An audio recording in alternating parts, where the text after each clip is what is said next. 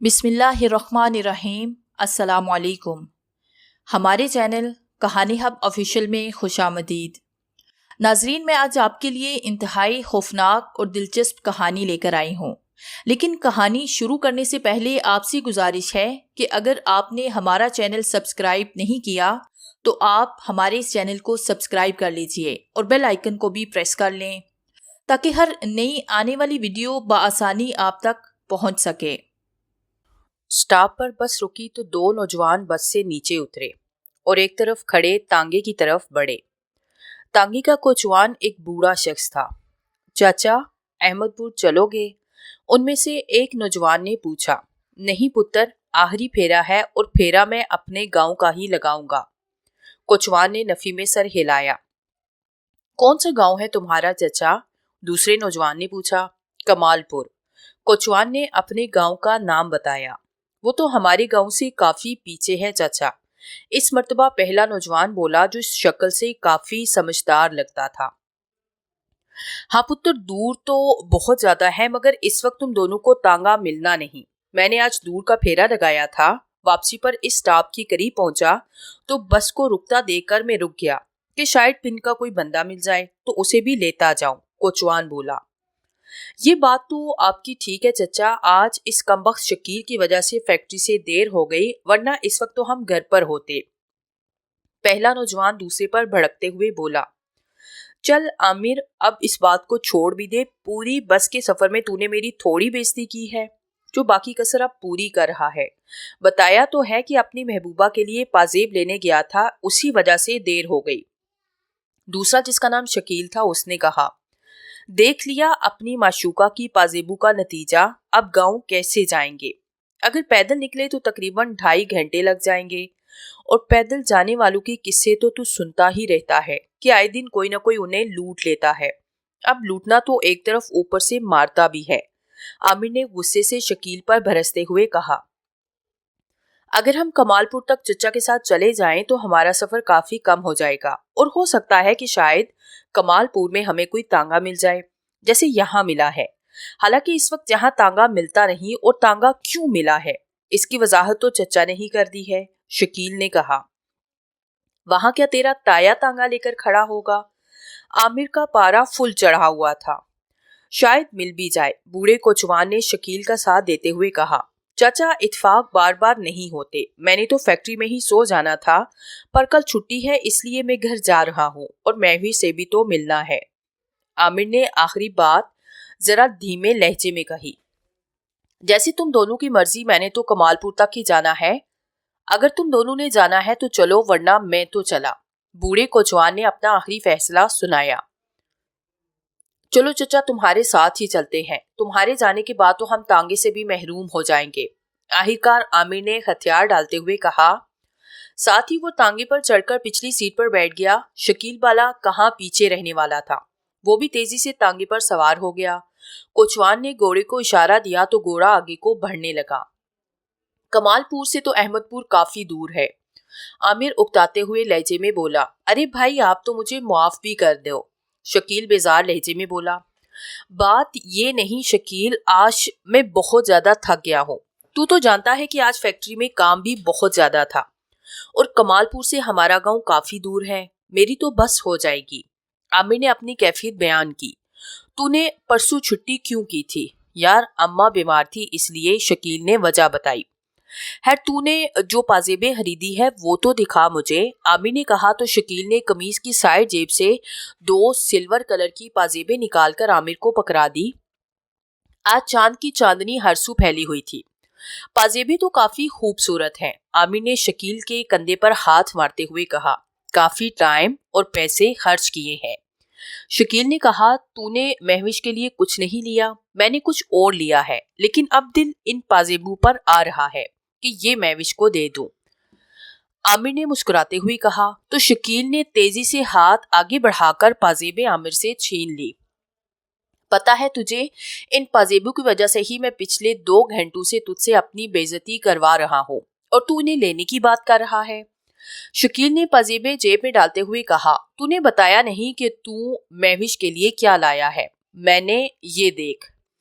इतना कहकर आमिर ने अपने हाथ में पकड़ा शापिर अपनी गोद में रखा और उसकी गांठ खोलकर उसमें से अखबार में लिपटी हरे रंग की चूड़ियां निकालकर शकील को दिखाई। ये भी अच्छा तोहफा है, शकील ने मुस्कुराते हुए कहा। इतने में कोचवान ने तांगे को रोक दिया तो आमिर और शकील ने अपना अपना किराया कोचवान को दिया और तांगे से नीचे उतर आए। कमालपुर स्टॉप पर उन्हें कोई भी तांगा नजर न आया। अब क्या करेंगे? आमिर परेशान को लहजे में बोला। कोचवान जा चुका था। कल छुट्टी है, पैदल चलते हैं, कल दोपहर तक सोते रहना, शकील ने मशवरा दिया। बात ये नहीं, आमिर फिक्रमंदाना लहजे में बोला। तो फिर क्या बात है? शकील ने पूछा। मैंने आज नदी किनारे महविश से मिलने के लिए जाना था, आमिर ने वजह बताई। तेरा क्या मतलब है? वो अब तक नदी किनारे बैठी तेरा इंतजार कर रही होगी। शकील ने आमिर का मजाक उड़ाया। नहीं यार, नाराज तो हो गई होगी ना, आमिर परेशानी से बोला। कल सारा दिन है तेरे पास, उससे मिलते रहना, वैसे भी वो तुझसे बहुत मोहब्बत करती है, मान जाएगी। चल पैदल ही चलते हैं, शकील ने खुशामदी लहजे में कहा। फिर चल, आमिर रजामंद होते हुए बोला। अब वो दोनों पैदल ही अहमदपुर की तरफ चल पड़े। तेरी बात कहाँ तक पहुंची? शकील ने चलते चलते पूछा। कौन सी बात? आमिर ने हैरानगी से पूछा। महविश वाली बात, शकील ने याद दिलाया। वो बस यार, आमिर ने उदास लहजे में गहरी सांस खींची। हम दोनों शादी करना चाहते हैं और इस मकसद को अमली जामा पहनाने के लिए मैंने अम्मा को महविश के घर भेजा तो उसके माँ बाप और भाई हंसी खुशी मान गए। फिर? आमिर ने बात अधूरी छोड़ी। फिर क्या? शकील ने पूछा। यार, पिछले कुछ दिनों से महविश का भाई मेरी तरफ बड़े गुस्से से घूरता है। जब भी मैं उसकी दुकान के सामने से गुजरता हूँ तो बड़े गलत तेवरों से मुझे घूरने लगता है। पहले तो मुझे देखकर मुस्कुराता था, लेकिन अब न जाने उसे हुआ क्या है, गुस्से से वो लाल बबूका हो जाता है, आमिर ने बताया। हो सकता है उसने तुम दोनों को नदी किनारे देख लिया हो, शकील ने हदशा जाहिर किया। यार, अगर ऐसी बात होती तो महविश मुझे जरूर बताती, आमिर ने कहा। उसने तो आज भी मुझसे नदी किनारे मिलने का वादा किया था, कहीं वो इस रिश्ते के खिलाफ तो नहीं हो गया, शकील ने एक मर्तबा फिर खदशा जाहिर किया। अगर वो इस रिश्ते के लिए राजी ना होता तो उसके अम्मा अब्बा कभी भी इस रिश्ते के लिए हाँ न करते, क्योंकि महविश ने बताया था कि उसके वालिदैन उसके भाई के मशवरे के बगैर कुछ भी नहीं करते, बल्कि उसके भाई की रजामंदी से ही ये रिश्ता हुआ था, आमिर ने बताया। फिर तो अभी शकील ने इतना ही कहा था कि सामने से एक शख्स उनकी तरफ दौड़ता हुआ आया। उस आदमी की हालत काफी खराब लग रही थी। वो उन दोनों के करीब रुक गया। आमिर और शकील ने देखा उस आदमी के कपड़े जगह जगह से फटे हुए थे, गाल पर खून की लकीरें थी जो यकीनन सर के फटने की वजह से थी। उस आदमी का चेहरा काफी सता हुआ था। वो भाई साहिब, आगे मत जाना, वो आदमी हिकलाते हुए बोला। वो काफी घबराया हुआ था। अरे भाई, हुआ क्या है और तुम्हारी ये हालत किसने की है? आमिर ने पूछा। वो पीछे दो बंदे। वो आदमी अपना सर पकड़कर सड़क पर बैठ गया। आमिर और शकील ने एक दूसरे की तरफ देखा, फिर वो दोनों भी उसके करीब बैठ गए। मैं कमालपुर का रहने वाला हूँ, यहाँ चक 62 में अपनी बीवी को उसके माँ बाप के घर छोड़ने आया था। वापसी में देर हो गई, तांगा न मिलने पर पैदल ही चल पड़ा। यहाँ पास ही तो है कमालपुर। मैं उस तरफ आ रहा था कि अचानक झाड़ियों से दो आदमी निकले और उन्होंने मुझे मारना शुरू किया। मेरे कपड़े फाड़े और सारे पैसे छीन लिए। तुम दोनों उधर न जाना, वरना वो तुम दोनों को भी मारेंगे। उनके पास पिस्टल भी है। इतना कहकर वो शख्स उठा और साथ ही वो कमालपुर जाने वाले रास्ते की तरफ तेज तेज कदमों से बढ़ गया। अब आमिर और शकील एक दूसरे का मुंह तकने लगे। अब क्या करेंगे? शकील ने घबराई हुई आवाज पे माथे पर आए पसीने को साफ करते हुए कहा। तू ही बता, मैं तो तुझे पहले ही कहा था कि पैदल खतरा है, लेकिन तू नहीं माना। ऊपर से हमारे पास पैसे भी हैं, आमिर भी परेशान कुन लहजे में बोला। ऐसा करते हैं कि रात उस हवेली में ठहरते हैं।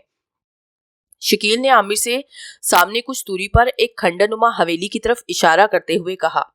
अब आमिर ने उस हवेली की तरफ देखा जो चांद की रोशनी में बड़ी ही पुरइसरार नजर आ रही थी, पर उस हवेली के बारे में तो बड़ी बड़ी अजीब बातें मशहूर हैं। आमिर परेशान होते हुए बोला। तू उन बातों पर यकीन करता है? शकील ने पूछा।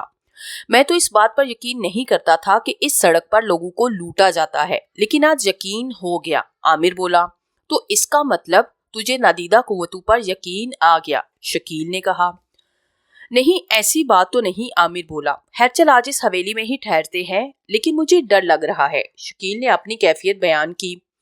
तू भी कितना अजीब शख्स है, खुद ही कह रहा है कि उस हवेली में रात गुजारते हैं और अब खुद ही कह रहा है कि मुझे डर लग रहा है। आमिर गुस्से से बोला, यार मैंने सवालिया अंदाज से पूछा था, ये नहीं कहा था कि उस हवेली में ही ठहरेंगे, और अगर वो चोर उस हवेली में आ गए तो। शकील ने एक मर्तबा फिर आमिर की सामने सवालिया निशान छोड़ा। नहीं, वो हवेली में तो नहीं आएंगे, क्योंकि उस हवेली का खौफ इर्द गिर्द के सारे गांव के लोगों पर छाया हुआ है। वैसे टाइम क्या हुआ है तेरी घड़ी में? आमिर ने पूछा। एक बजने में 15 मिनट बाकी हैं। शकील ने अंदाजे से बिल्कुल सही टाइम बताया। आमिर ने गहरी सांस खींची। चल फिर उस हवेली में ही चलते हैं, क्योंकि कमालपुर में तो हमारा कोई रिश्तेदार है नहीं, और आगे तो दूर दूर तक। आमिर ने बात अधूरी, लेकिन इस हवेली के बारे में जो बातें मशहूर हैं वो सही भी हैं काफी हद तक। शकील ने घबराते हुए कहा, चलो आज ये भी देख लेते हैं। वैसे तुम्हारी इत्तला के लिए अर्ज है कि इंसान से ज्यादा कोई खतरनाक नहीं। वो दोनों सड़क से नीचे उतर आए और एक तरफ बनी पगडंडी पर चलने लगे। पगडंडी के इख्तिताम पर हवेली थी, जो काफी पुरानी थी। हवेली का गेट, जो कि बहुत बड़ा था, जिसे दोनों ने बड़ी मुश्किल से खोला। हवेली के अहाते में एक तरफ घास फूस का ढेर लगा था। वो दोनों चलते हुए अंदरूनी दरवाजे के करीब पहुंचे, दरवाजा खोला और दरहकते हुए दिलों के साथ अंदर दाखिल हुए। पूरी हवेली में सन्नाटे का रवाज था। अचानक हाल में बेशुमार दिए रोशन हो गए। उन्हें रोशन करने वाला कोई भी नजर न आया। हवेली के फर्श पर गिर्द की मोटी तह जमी हुई थी और फर्श कई जगहों से उखड़ा हुआ था। छत की हालत भी काफी खराब थी, जगह जगह जाले लटक रहे थे। एक टूटा फूटा फानूस भी लटक रहा था। हाल की एक तरफ लंबी राहदारी थी, जिसके इर्द गिर्द काफी कमरे थे। ऊपर जाने के लिए 2 कुशादा सीढ़ियां थी। वो दोनों आगे बढ़े और एक कमरे में दाखिल हुए, और फर्श पर फूंक मारने के बाद वो दीवार से टेक लगाकर बैठ गए। हवेली तो काफी बड़ी है, और ये अपने दौर की शानदार हवेली होगी। आमिर ने शकील की तरफ देखा। वैसे तेरे लिए तो ये फायदेमंद जगह है, शकील ने मुस्कुराते हुए कहा। वो कैसे? आमिर ने माथे को सकोड़ा। कल अगर किसी तरह महविश का भाई ना माना तो महविश को भगाकर इस हवेली में ले आना, क्योंकि यहाँ डर की वजह से कोई नहीं आएगा। शकील ने कहा तो आमिर एक जोरदार कहकहा लगाकर हंस पड़ा, और फिर वो दोनों दीवार से टेक लगाए बेसुध हो गए। रात का न जाने वो कौन सा पहर था, जब अचानक आमिर की आंख खुली। वो इर्द गिर्द देखने लगा। उसने देखा शकील उसके करीब नहीं था। अरे शकील कहाँ चला गया? हैरत के बाइस आमिर खुद से हमकलाम हुआ। अचानक आमिर के कानों में एक अजीब सी आवाज पड़ी, तो उसने जेब से माचिस निकाली और तीली रोशन करके बाद में वो आगे बढ़ा। वो आवाज की सिमत आगे बढ़ने लगा। जैसे जैसे माचिस की तीली खत्म होती, वैसे वैसे आमिर नई तीली जला लेता था। वो हवेली के बाहर मौजूद अहाते में पहुंचा तो उसने चांद की रोशनी में एक अजीबो गरीब मंजिर देखा। सामने एक आदमी कुदाल से जमीन खोद रहा था। जमीन खोदते खोदते अचानक वो आदमी रुका। उसने आमिर की तरफ देखा। आमिर को अपने पांव से जमीन सड़कती हुई महसूस हुई, और खौफ के बायस उसकी टांगे लरसने लगी। उस आदमी की आंखों की जगह 2 दहकते हुए अंगारे नजर आए। आमिर ने तेजी से अपना चेहरा दूसरी तरफ फेर लिया। थोड़ी देर के बाद उसने उस तरफ देखा तो हैरान रह गया। वहां कुदाल वाला आदमी मौजूद नहीं था। शायद मेरा वहम था, आमिर बड़बड़ाया। उसी वक्त हवेली के अंदर से एक नस्वानी चीख उभरी, तो आमिर तेजी से घूमा। उसका दिल अब तेजी से धड़क रहा था। वो हवेली के अंदर दाखिल हुआ तो हैरत एक मर्तबा फिर उसकी मुंतजिर थी। हवेली में अब चकाचौंध रोशनी थी। वो हैरत से इर्द गिर्द देखने लगा। कुछ देर पहले हवेली की हालत ऐसी थी जैसे वीरान खंडर हो, लेकिन अब हवेली की हालत बहुत शानदार थी। पहले जो छत पर टूटा फूटा फानूस लटक रहा था, अब वो बिल्कुल ठीक ठाक रोशन था। एक मरतबा फिर उसी नस्वानी चीख ने आमिर को अपनी तरफ मुतवज्जे किया। वो नस्वानी चीखें हवेली की छत पर मौजूद कमरे से आ रही थी। आमिर डरते डरते सीढ़ियों की तरफ बढ़ा। छत पर भी काफी कमरे थे। एक मरतबा फिर वही नस्वानी चीख उभरी और आमिर उसकी तरफ बढ़ा। जिस कमरे से नस्वानी चीख आ रही थी, वो उस कमरे में दाखिल हुआ तो वहां कुछ भी नहीं था। आमिर हैरानगी से इर्द गिर्द देखने लगा। या अल्लाह, ये क्या चक्कर है? आमिर ने ऊपर की तरफ सर उठाते हुए कहा और कमरे से बाहर निकला तो उसे साथ वाले कमरे से बातें करने की आवाजें सुनाई दी। वो उस कमरे के दरवाजे के करीब हुआ नहीं, मैं ऐसा नहीं कर सकती। आमिर को अंदर से एक औरत की खौफजदा आवाज सुनाई दी। अगर तुमने ऐसा ना किया तो मैं रमेश। इस मर्तबा आमिर को गुस्से से भरी बरदाना आवाज सुनाई दी। साथ ही वही नस्वानी चीख गूंजी जो आमिर कई दफा सुन चुका था। आमिर तेजी से कमरे में दाखिल हुआ तो कमरे में कोई भी नहीं था। ओ अल्लाह, ये क्या चक्कर है? आमिर परेशान कुन लहजे में अपना सर पकड़ते हुए बोला। वो चकरा सा गया था। अचानक आमिर के कानों में नस्वानी खूबसूरत आवाज पड़ी तो आमिर ने चौंक कर देखा। तुम अभी तक तैयार नहीं हुए? वो खूबसूरत लड़की अपनी पेशानी पर हाथ मारते हुए बोली। साथ ही वो हैरान करे आमिर की तरफ बढ़ी। मैंने तुम्हारे भोजन का बंदोबस्त किया है और तुम हो के। वो लड़की बोलते हुए आमिर के करीब पहुंच गई और आमिर को पक्का यकीन था कि उस लड़की के इससे टकराने के इरादे थे। टकराने के डर से आमिर ने आंखें बंद की, लेकिन हैरत अंगेज तौर पर वो लड़की आमिर के जिस्म से यूं गुजरी जैसे उस लड़की का वजूद ही ना हो। आमिर ने आंखें खोली तो उसे वो लड़की नजर न आई। छोड़ो मुझे, तुम्हारा तो रोज का यही काम है। अचानक आमिर को अपनी पुश्त पर उस लड़की की आवाज सुनाई दी तो आमिर तेजी से पुश्त की जानिब मुड़ा। उस पर हैतू के पहाड़ टूट पड़े और उसे अपनी आंखों पर यकीन न आया, क्योंकि पीछे हूबहू उस जैसा एक नौजवान उस खूबसूरत लड़की को अपनी बाहों में थामे खड़ा था। मेरी सुंदर पत्नी, तैयार होने का तो एक बहाना है। मैं तो सिर्फ तुमसे छेड़छाड़ के लिए लेट तैयार होता हूँ ताकि तुम भोजन के लिए मुझे लेने आओ और मैं तुमसे प्रेम करूं। उस लड़की ने अपना चेहरा लड़की के चेहरे के करीब करते हुए कहा। लड़की काफी कसमसाई, लेकिन वो नौजवान अपनी पेश रफ्त में कामयाब रहा। अचानक किसी ने आमिर के कंधे पर हाथ रखा तो वो तेजी से घूमा तो पीछे कोई भी नहीं था। वो दोबारा पलटा तो उसने देखा उसका हमशक्ल नौजवान और वो खूबसूरत लड़की गायब थे। ये आखिर क्या चक्कर है? ये मेरे साथ हो क्या रहा है? आमिर एक मरतबा फिर परेशानी से बड़बड़ाया। उसी वक्त आमिर को बाहर किसी के कदमों की आवाज सुनाई दी। वो तेजी से उस कमरे से बाहर निकला तो उसने देखा एक लंबा तिरंगा नौजवान दूसरी तरफ बने सीढ़ियों की तरफ बढ़ रहा था। उसके हाथों पर एक शख्स था जिसकी गर्दन एक तरफ डलकी हुई थी। सुनो, कौन हो तुम? आमिर ने उस लंबे तिरंगे आदमी को आवाज दी, लेकिन उस लंबे तिरंगे आदमी ने आमिर की आवाज को सुनी अनसुनी करते हुए सीढ़ियां उतरने लगा। भाई साहिब, मैं आपसे मुखातिब हूँ। आमिर ने उस आदमी को फिर आवाज दी। साथ ही वो भी सीढ़ियां उतरने लगा। सीढ़ियां उतरने के बाद वो आदमी हवेली के बैरूनी दरवाजे की तरफ बढ़ा। आमिर उसे आवाजें देता रहा, मगर उस आदमी ने आमिर की एक भी आवाज ना सुनी और फिर हवेली से बाहर निकल गया।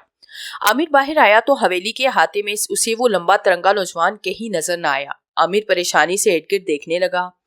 आमिर, अचानक आमिर के कानों में शकील की आवाज गूंजी जो हवेली के अंदर से आ रही थी। आमिर हवेली के अंदर दाखिल हुआ तो उसे हैरत का शदीद झटका लगा। हवेली का माहौल अब की बार अजीब था। हवेली का हॉल किसी बादशाह के दरबार से कम नहीं लग रहा था। ऊपर जाती दोनों सीढ़ियों के दरमियानी जगह पर एक खूबसूरत तख्त पर वही खूबसूरत लड़की शहजादी के लिबास में बैठी थी जो छत वाले कमरे में आमिर के हमशक्ल की बाहों में थी। उस वक्त वो किसी परी से कम नहीं लग रही थी। तख्त से थोड़ी दूर कितार की शक्ल में 5-6 लड़कियां खड़ी थी जिनके हाथों में चांदी के थाल और थालों में गुलाब के फूलों की पत्तियां थी। आमिर ने हैरत के आलम में आगे बढ़ा तो वहां कितार में खड़ी लड़कियां उस पर फूल निछावर करने लगी। पधारिए राजकुमार रमेश, शहजादी रेखा काफी देर से आपका इंतजार कर रही है। कितार में खड़ी लड़कियां यक जुबान होकर बोली।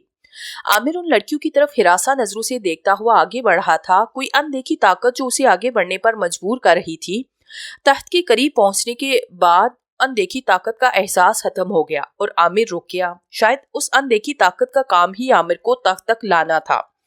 शहजादी रेखा तख्त से उठी और आमिर के करीब आ गई। मेरे राजकुमार, मेरे मन के चैन, मेरे बरसों की तपस्या, शहजादी रेखा ने अपना हाथ आगे बढ़ाते हुए कहा। आमिर ने मकनातीसी अंदाज में हाथ आगे बढ़ाया। मैं अनदेखी ताकत का एहसास एक मरतबा फिर आमिर को होने लगा। फिर शहजादी ने आमिर का हाथ पकड़कर अपने करीब तख्त पर बिठाया। तुमने बहुत इंतजार करवाया राजकुमार, मैं कई सदियों से तुम्हारा इंतजार कर रही हूँ। याद है तुमने मुझे वचन दिया था। इतना कहकर शहजादी ने आमिर को गले से लगाया और आमिर को यूं महसूस हुआ कि जैसे उसने बर्फ के तोदे को गले से लगाया हो। कौन सा वचन? आमिर ने शहजादी को खुद से अलहदा करते हुए कहा। यही कि तुम मेरा साथ कभी नहीं छोड़ोगे, हर जन्म में मेरे जीवन साथी बनोगे। शहजादी रेखा ने बज़ाहिर याद करवाया। मुझे तो याद नहीं, आमिर ने अपने जहन पर जोर देते हुए कहा। तुम सब बातें भूल गए हो। तुम तो इस हवेली की तरफ देखते भी नहीं। मैं तुम्हें यहाँ से रोजाना दिन और रात के समय गुजरते देखा करती थी। जब तुम तांगे पर बैठे यहाँ से गुजरते थे। तुम तो उस शानदार हवेली के मालिक हो। क्यों तुमने अपनी जिंदगी को इतना मुश्किल बनाया है? शहजादी रेखा ने दुखी लहजे में कहा। मैं और इस हवेली का मालिक? आमिर हैरान हुआ। मैं तो एक गरीब किसान का बेटा हूँ और ये मुश्किलात मेरा मुकद्दर है। नहीं मेरी जान, तुम अछूत नहीं हो बल्कि एक राजकुमार हो। ये हवेली तुम्हारी है, मैं तुम्हारी हूँ। इस हवेली के ऐशो आराम तुम्हारे हैं। शहजादी रेखा अपनी ही रवानी में बोले जा रही थी। ये हवेली मेरी नहीं है शहजादी, और ना ही मैं तुम्हारा हूँ। मैं तो महविश से मोहब्बत करता हूँ। आमिर ने कहा। नहीं, शहजादी रेखा चिल्लाई। ये नहीं हो सकता। तुम सिर्फ मेरे हो, सिर्फ मेरे। मेरा और तुम्हारा ब्याह हो चुका है। हम दोनों इस ब्याह से काफी खुश थे, परंतु हमारी खुशियों को किसी की नजर लग गई। वो दश्त विशु हमारी खुशियों का दुश्मन बन गया। उसी ने हमारी जिंदगी नरक बना दी। वो अचानक हमारी हस्ती बस्ती दुनिया में आया और हमारी दुनिया को नरक बनाकर चला गया। शहजादी नफरत से बोली। कौन दिशु? मुझे कुछ समझ नहीं आ रहा। आमिर ने अपना सर थामते हुए कहा। मैं तुम्हें शुरू से सारी बात बताती हूँ। मेरा और तुम्हारा ब्याह बड़ी धूमधाम से हुआ। तुम और मैं बहुत खुश थे कि एक दिन तुम उस पापी दिशु के साथ हवेली में आए और तुमने मुझे बताया कि दिशु इस गांव में खूबसूरत होटल बनाना चाहता है और ये किसी सुराय वगैरह में नहीं रहेगा, बल्कि हमारे पास हमारी हवेली में रहेगा। परंतु मैंने दिशु की आंखों में अपने लिए हवस की परछाई साफ देख ली। तुम काम से जाती, वो हरामजादा अपना काम काज छोड़कर हवेली आता और मुझसे हंस हंस कर बातें करता। एक रात तुम काम के सिलसिले में दूसरे गांव गए हुए थे तो उसने अपने इरादों से मुझे आगाह किया कि वो मुझसे प्रेम करता है और मुझसे ब्याह करना चाहता है। मैंने कहा, मैं तो पहले से शादीशुदा हूँ। दिशु ने कहा, तो क्या हुआ, प्रेम कोई दीवार नहीं देखता। पर मैंने इनकार किया तो उसने मुझे और तुम्हें कत्ल करने की धमकी दी और मेरे कमरे से बाहर निकल गया। दूसरी रात सोते समय तुम्हारी गर्दन पर हंजर से वार किया। तुम्हारी चीख पर मैं भी उठ खड़ी हुई। तुम्हारी हालत देखकर मेरी भी चीख निकल गई। हमारी चीखों की आवाज सुनकर हमारा बुरा नौकर नारायण कमरे में आया। दिशु ने हंजर के वार से उसकी भी हत्या कर दी। मैं तुम्हारी तरफ बढ़ी तो तुमने मुझे वचन दिया कि तुम हर जन्म में मुझसे ही मिलोगे। फिर तुम्हारी मौत हो गई। मैं तुम्हारी लाश पर आंसू बहा रही थी और दिशु कह रहा था कि अब तो हम दोनों के दरमियान कोई दीवार नहीं। मैंने यकदम उसके हाथ से हंजर छींका और उस पर वार करना चाहा, परंतु वो पीछे हटा और हंजर मैंने अपने सीने में उतार लिया। दिशु को मुझसे ऐसी तवक्को बिल्कुल भी नहीं थी। वो आगे बढ़ा और मेरी लाश देखकर गम करने लगा। फिर उसने हम तीनों की लाशों को हवेली के हाथे में गड़ा खोदकर दबाया, यहाँ तक कि शहजादी रेखा खामोश हो गई। तो क्या तुम एक शहजादी थी? आमिर ने पूछा। मैं तो तुम्हारी कनीज हूँ। रेखा ने एक मरतबा फिर आमिर को गले लगाते हुए कहा। फिर वो उससे अलहदा हुई। वो सब मेरी शक्तियों का कमाल है रमेश, ये सब मैंने तुम्हारे लिए किया। लेकिन क्यों? आमिर का अंदाज चिल्लाने वाला था। सिर्फ तुम्हारे लिए मेरी जान, रेखा प्यार से बोली, ताकि हम दोनों एक हो सके। लेकिन मैं तो एक मुसलमान हूँ और मुसलमान की शादी किसी गैर मजहब से नहीं होती। आमिर ने कहा। प्रेम के बीच कोई दीवार नहीं होती, वो दीवार धर्म की ही क्यों ना हो, रेखा ने संजीदा लहजे में कहा। लेकिन हमारा मिलाप कैसे हो सकता है? तुम एक जिनजादी हो जबकि मैं एक इंसान हूँ। आमिर ने कहा। इसका उपाय भी है मेरे पास। फिर इससे पहले मैं दिशु से इंतकाम लेना चाहती हूँ। रेखा की आंखों में यकदम अंगारे से दहकने लगे। दिशु कहाँ है? आमिर ने हकलाते हुए कहा। ये रहा। इतना कहकर रेखा ने अपना हाथ फिजा में बुलंद किया तो आमिर ने एक हैरानकुन मंजिर देखा। अचानक हवा में एक आदमी नमूदार हुआ जो हवा में उल्टा लटका हुआ था। किस तरह से उल्टा लटका था वो नजर नहीं आ रहा था। आमिर ने उस उल्टे लटके हुए आदमी का चेहरा देखा तो हैरान रह गया, क्योंकि वो कोई और आदमी नहीं बल्कि शकील था। यही है वो दश्त जिसने उस रात हम सबकी हत्या की थी। रेखा नफरत से बोली। ये क्या कह रही हो तुम? ये तो मेरा दोस्त शकील है। आमिर ने परेशान को लहजे में कहा। नहीं, ये दिशु है और इसी के कारण हमारी ये हालत हुई कि मैं एक जिनजादी बन गई और तुमने दोबारा जन्म लिया। ये हरामी इस जन्म में भी दश्त ही निकला जैसा पहले जन्म में था। इस जन्म में भी इसका जहन पापी है। रेखा शकील की तरफ नफरत से देखते हुए बोली। तुमने मुझसे वादा किया था कि तुम मुझे छोड़ दोगी। फिर शकील हकलाते हुए बोला। कैसा वादा? आमिर हैरान हुआ। मैंने तुमसे कहा था ना कि ये इस जन्म में भी पापी ही निकला। इसने मेरे साथ तुम्हारी जान का सौदा किया था। रेखा ने अजीब बात कही। क्या मतलब? आमिर बोला। हाँ मेरे राजकुमार, पिछले जन्म में भी ये तुम्हारा दोस्त था और फिर हमारी जिंदगी नर्क से भी बदतर बना दी, और इस जन्म में भी ये तुम्हारा दोस्त है और ऐसा ही वार इसने तुम पर इस जन्म में भी किया। एक रात इसी तरह ये फैक्ट्री से लेट हो गया। इसने उस रात ओवर टाइम लगाया था ताकि ये अपनी प्रेमिका के लिए पाजेबे खरीद सके। तुम उस रात जल्दी घर चले गए, ये लेट हो गया। तांगा न मिलने पर ये पैदल ही चल पड़ा। हवेली के पास ही गुजरा तो मैंने अपनी शक्तियों से इसे अपनी हवेली की तरफ बुलाया, अपना पुराना इंतकाम लेना चाहा, परंतु फिर इसे कहा कि अगर ये तुम्हें हवेली में ले आए तो मैं इसे छोड़ दूंगी। ये फौरन मान गया। इसने ये शर्त रखी कि मैं तुम्हारी हत्या कर दूं। मैं भी मान गई। रेखा इतना कहकर रुकी। ये नहीं हो सकता। शायद आमिर को रेखा की बात पर यकीन नहीं आ रहा था। तुम्हें पता है ये तुम्हें मुझसे क्यों मरवाना चाहता है? बेख्तियार आमिर के मुंह से निकला। वो बगैर किसी सहारे के हवा में लटके शकील की तरफ देख रहा था। क्योंकि मौजूदा जन्म में तुम जिस लड़की से प्रेम करते हो ये भी उसी का प्रेमी है। रेखा ने बज़ाहिर आमिर पर भम फेंका। ये पाजेबी भी उसी महविश के लिए खरीदने गया था। इसने जानबूझकर वहां देर की ताकि तुम दोनों लेट हो जाओ और गांव के लिए तुम दोनों को सवारी ना मिले और मजबूरन तुम्हें इस हवेली में आना पड़े। अब मैं इस दिशु की हत्या करूंगी ताकि इसे अपना इंतकाम ले सकूं। इतना कहकर रेखा ने अपना हाथ हवा में उल्टे लटके शकील की तरफ किया तो शकील के बदन से कमीज गायब हो गई।